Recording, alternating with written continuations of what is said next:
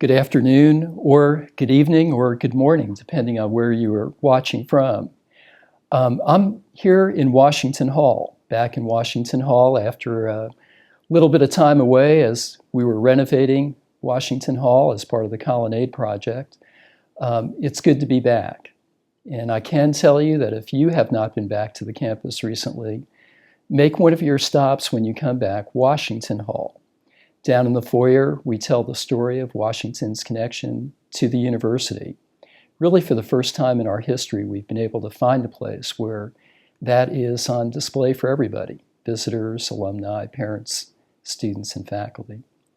The fall semester is well underway. And what I wanted to do today is talk to you, probably for about 20, 25 minutes about just some of the things that we're thinking about this year, some of the items on our agenda.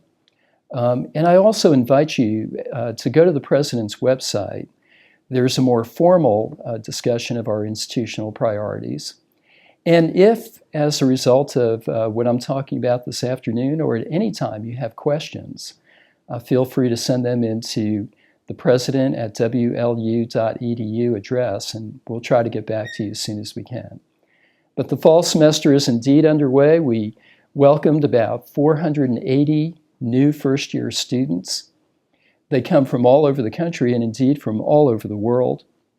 I think there are 30 some odd states represented, only about 12% from Virginia. And then after that, there are states, the usual ones, North Carolina, Texas, Florida, New York, California, New Jersey. It is a geographically very, very diverse undergraduate student body. Indeed, there are 18 countries represented this year, including 5 new students from China. Over on the law school side, there are 111 new students. They represent 86 different undergraduate institutions, and I believe they come from 30 states, with the usual representation up and down the East Coast and well through the Midwest, and another sizable contingent from California.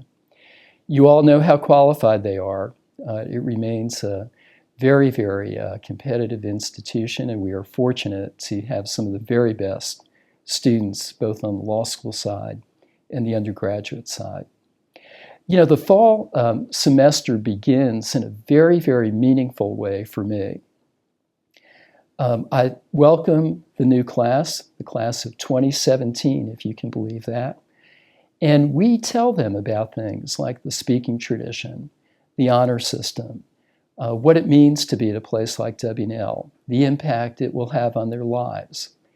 And we ask them to imagine themselves coming back for their 50th reunion in 2067, if you can even imagine that. But we certainly ask them to imagine that. And then 2 days later, after we go through the end of freshman orientation, we welcome back the 5 stars, those alumni who have graduated 55 years ago, 60 years ago, who are coming back to this institution and reflecting upon their lives of accomplishment and all that they have achieved.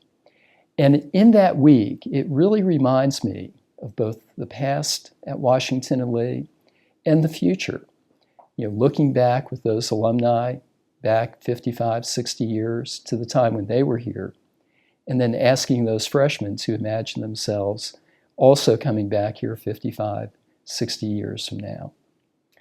It's been a busy fall already. We've had Hall of Fame weekend. We just finished a wonderful parents and family weekend. I believe over 2,000 people came back to campus, stimulated the local Lexington economy, much to the delight of our merchants. Young Alumni Weekend is coming up. All Volunteers Weekend is part of that. George Washington Society comes back on campus soon. And of course, the Board of Trustees meets. So October and September are just very, very busy times. I often feel like the fall is really our springtime here at Washington and Lee, a time when we begin a new year and new students in a very, very exciting way. I want to talk about a few things today. One is some of the news on the academic front. That is, after all, why we do what we do. We are an academic educational institution, I think one of the best in the country. And every time I look around, I see the creativity and commitment of our faculty and doing things and starting programs made possible by, among other things, the generosity of our alumni, parents, and friends. So let me mention a few. I could mention many, but I want to highlight just a few this afternoon. One is the IQ Center, and the IQ Center stands for Integrative and Quantitative Sciences. It's put together with support from the Howard Hughes Medical Institute, about $1 million from that foundation, and then about $600,000 from alumni, parents, and friends. It is one of the most technologically sophisticated scientific teaching and research facilities anywhere for an undergraduate institution. In fact, it is the only one at an undergraduate institution. What it is it is a three-dimensional teaching and learning lab. So the television screens show molecules in 3 dimensions, geological formations in 3 dimensions. You can imagine how the scientists love to teach in that way. But it's not just scientists. Others come in from the humanities and talk about all kinds of research that can go on with that kind of facility. One of the things that's part of that is a 3-dimensional printer. As I've told some other groups recently, I have an increasingly long list of things I will never understand. Calculus being one, hedge funds being another, field hockey being another, and now added to that list is 3-dimensional printing. But it is very impressive. And I would invite you, if you have a moment, to go to our homepage and look at the story and the video that's posted on that homepage about this great teaching and learning facility. Another example, on October 17th and 18th, we will host over in the Williams School an entrepreneurship summit. About 50 alumni, in fact, more than 50 alumni, have signed up to return to talk about their own experiences as entrepreneurs starting up businesses. And I think about 150 students will be participating in that as well.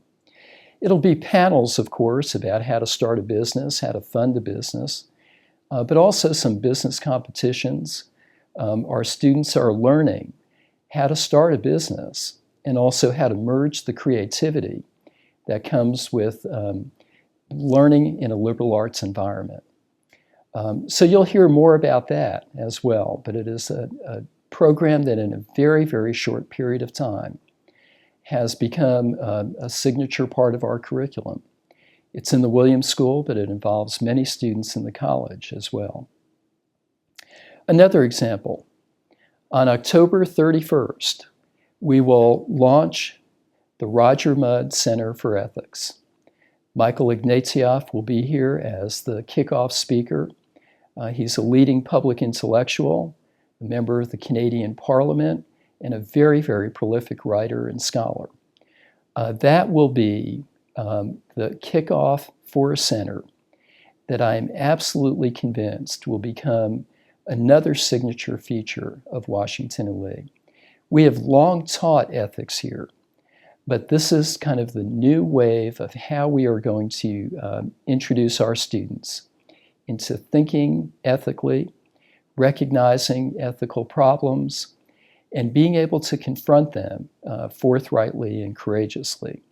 So all of that begins on October 31st. That speech, by the way, will be live streamed. So again, I invite you to tune in for that as well.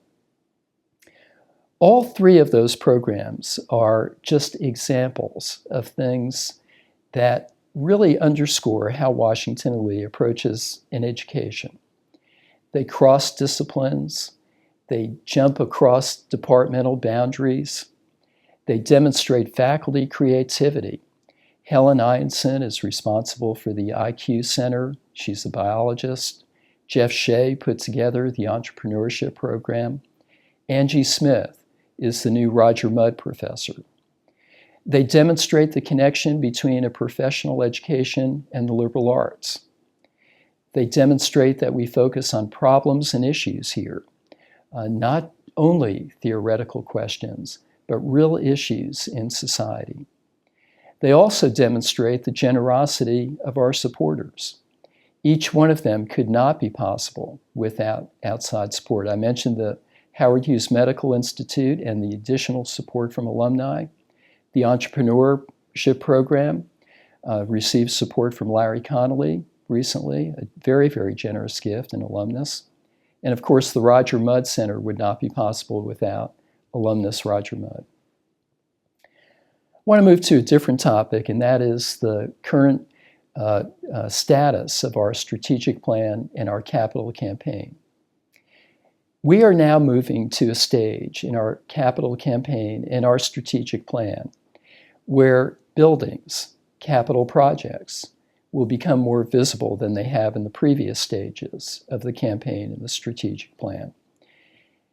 As we do that, I feel I should remind you and others in the university community that this has been, since its beginning, the plan in 2007, the campaign in its quiet phase in 2008, and then its public phase in 2010. From the very beginning, this has been a people-centered capital campaign and strategic plan. We began with very strong priorities in creating financial aid for students, recruiting and retaining the best students that we could find, working on compensation for faculty and staff, and also professional development. We have had remarkable success with those priorities. We are now moving to the stage where those capital projects will come more to the fore. And so let me just give you kind of a brief update of where we are on the campaign and where we still need to go. We are about a year and a half away. June 2015 is when we are scheduled to end the campaign. At this point, we are at least 425, maybe 430 towards that $500 million goal. And here are the remaining priorities. The colonnade.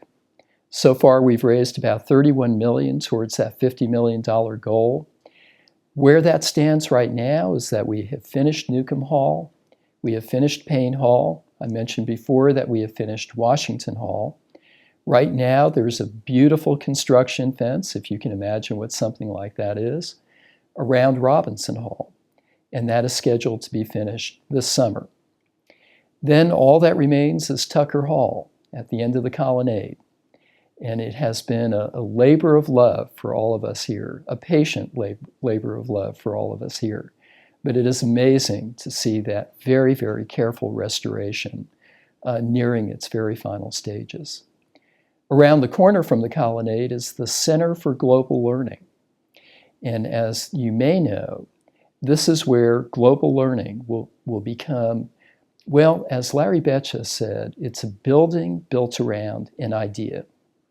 And the idea is that we need to have our students aware that they will be living in a world where they need to understand not just their own country, but our relationships with other countries, other peoples.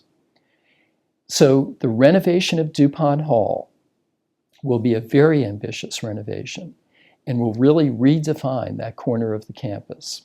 We are about $6 million towards that $11.5 million goal. Indoor athletics, we're in the planning and design stages of where to put a natatorium, a new swimming facility, and to go back to the site of the Warner Center and take the existing Warner Center down to its foundation and use its skeleton to do a vastly new indoor athletic facility on that spot, one that is architecturally compatible with the rest of the campus and also more functional than what the current building has at this point. So we have a lot ahead of us and a lot to go, but I'm confident we are going to meet those goals and meet those objectives. I do want to point out, by the way, that all of these building projects only occur if we raise the money. I know some colleges and universities are criticized, and perhaps rightly so, for relying upon tuition money for very, very ambitious building projects. That's not how we are approaching it. We are doing it by raising the funds for those buildings. Truly, we are building for the future at this stage in the strategic plan. Just one more brief word about the success of the past year's annual fund, since that also is a part of the capital campaign. We set a record last year, $8.7 million. 53% of the undergraduate alumni contributed. Very, very few colleges in this country can point to that rate of participation. And I thank all of you, not just for that tangible support, but for that vote of confidence in the university. Let me turn to yet another subject, and that is to make a few comments about some of the public policy discussions you hear about right now in higher education, and how they align with how we think about higher education here at Washington and Lee. I don't have time, of course, to go into all of the details here, but you heard 2 or 3 weeks ago about, well, maybe even a little bit longer than that, President Obama's proposal to rate institutions of higher education based on things like starting salary and college completion rates, how many complete their education in 4 years at a particular college. Here in the state of Virginia, the State Council of Higher Education of Virginia is legislatively mandated to publish the average starting salaries of institutions by programs. I've been involved in a couple of national associations in Washington for higher education and have been fairly critical of these proposals. Not so much from the standpoint of institutional self-interest. Frankly, if colleges were rated on starting salaries and college completion rates, we would do very, very well. In fact, we do very well. We have some of the highest completion rates in the country, and our starting salaries of our graduates are not bad at all. But to me, they take a conversation about what higher education should be about, and it defines education down.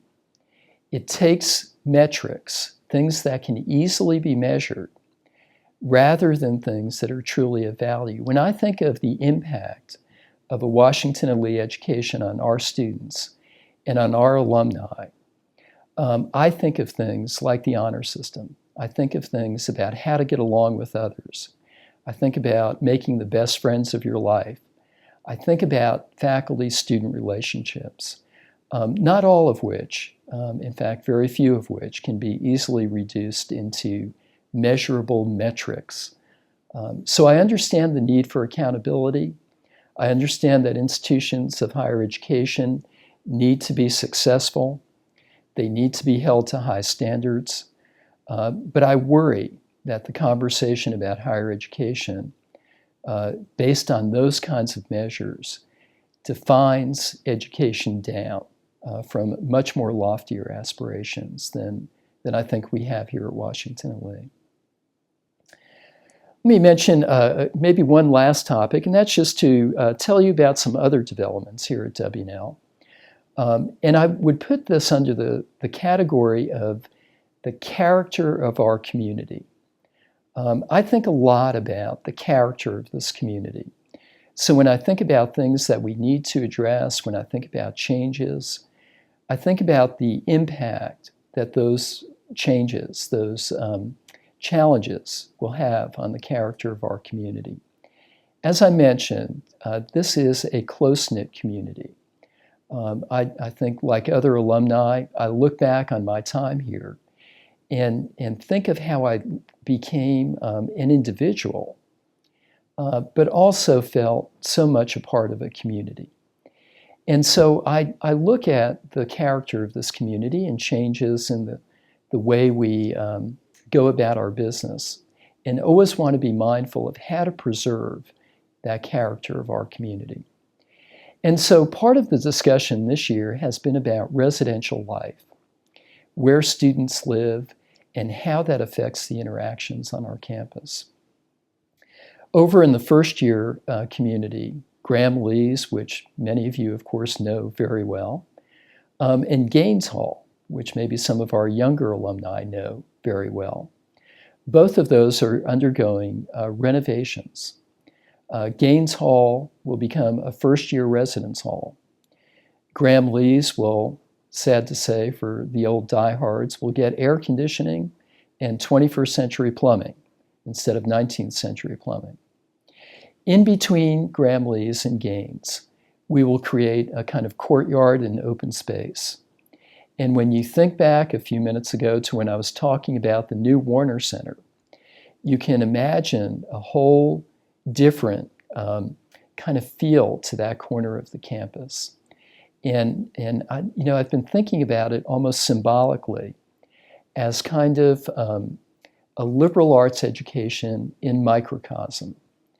Gaines and Graham Lee's as first-year residence halls, right across the street from the athletic complex, right across the other street from the arts and the performing arts, Wilson Hall and the Lenfest Center, right by the Elrod Commons, kind of our campus's family room, and of course just a stone's throw from all the academic buildings.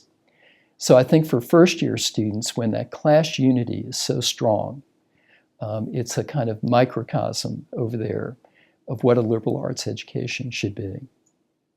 The other question, though, is because Gaines is coming offline for upper-class students, is what, if anything, we should do for on-campus housing options for upper-class students. We're thinking pretty hard about that, and we're thinking about it in the context of how to maintain that character of the community. The Board of Trustees is acting as a courageous board should by asking the hard questions.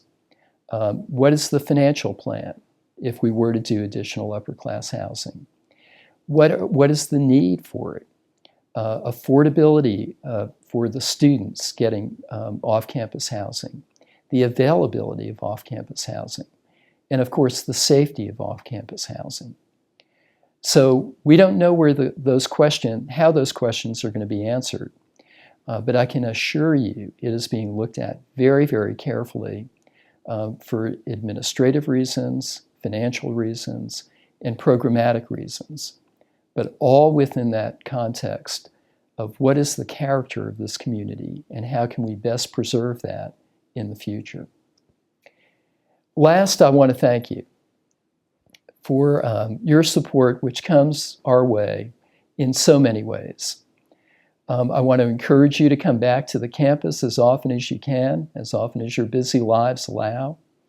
I'd like you to volunteer locally for your alumni chapter, in whatever way that is, as a chapter leader, as an alumni admissions representative, in any way, but just whatever you can do for your chapter out there, I would very much appreciate it.